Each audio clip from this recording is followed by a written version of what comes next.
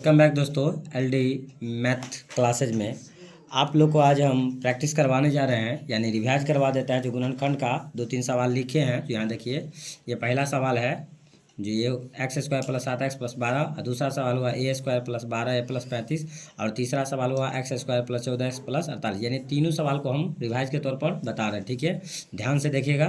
पहला सवाल है आपका x square plus 7x plus 12। ठीक है, इसको बनाएंगे हम पहला गुने तीसरा, यानी जो विधि बताए दो ठो, इसमें से हम बता रहे। देखिए फेमस विधि है ये, इस विधि से यानी सारा सवाल बनता है। समझ गए?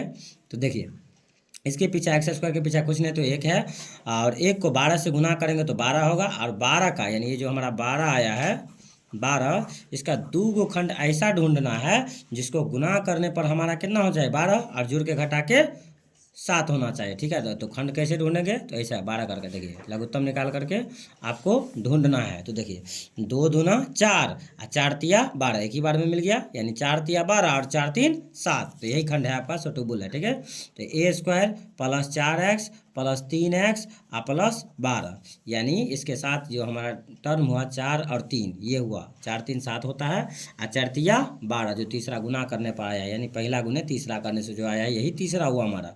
ठीक है, तो इसका खंड लिया, अब इसके साथ x लगा करके इसमें डाल दीजिए। दोनों प्लस ही में रखना, क्योंकि यह सारा प्लस में है तो प्लस में रखेंगे। ठीक है, तो देखिए इसमें से x कॉमन ले लेंगे तो x प्लस 4 हुआ, इसमें से 3 कॉमन ले लेंगे तो यहाँ x प्लस 4 हुआ। अब जो है इसको इसके साथ लिखना है। ठीक है, x प्लस 3, और इस दोनों में से एक ठो ले लेना है x प्लस 4।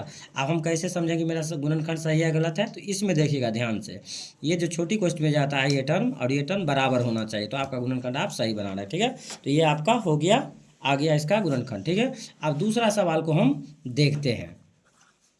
ए स्क्वायर प्लस 12a और प्लस 35, इसको भी हम ऐसा ही बनाएंगे पहला गुने तीसरा पर। तो इसके पीछे कुछ नहीं है तो एक है, एक को 35 से गुना करेंगे तो 35 होगा, और 35 का हम क्या करेंगे फिर वैसे ही लघुत्तम निकाल के खंड ढूंढिएगा। तो इसका होगा 7 पंचे 35 और 7 5 12 हो जाता है। इसके साथ ए लगा दीजिए, सेम है, यह भी प्लस है सारा, तो सारा को प्लस में रखना है। ए square plus 7a plus 5a और प्लस 35। ठीक है, अब कॉमन लेंगे तो इसमें से क्या कॉमन लेंगे? तो इसमें 2 ठो है, इसमें एक ठो ए मिल रहा है सिर्फ, तो इसका ए निकाल लेंगे। ठीक है, इसमें ए बच गया, इसमें से ए निकल गया तो बच गया 7। यहाँ पर से 5 कॉमन होगा, 5 का 5 5 7 35 कट रहा है, तो 5 कॉमन ले लीजिए आप। यहाँ बच गया ए और 5 7 35 7, तो यहाँ भी देखिए बराबर हो गया ए प्लस 7, तो सही है। इसको इसके साथ लिखिए ए प्लस 5, और इन दोनों में से एक टा लिखना है ए प्लस 7, ये आपका गुणनखंड हो गया। ठीक है, अब आइए तीसरा सवाल को हम देखेंगे। तीसरा सवाल देखिए, एक्स स्क्वायर प्लस 14x और प्लस 48, इसको भी बनाना है पहला गुने तीसरा पर, पहला गुने तीसरा।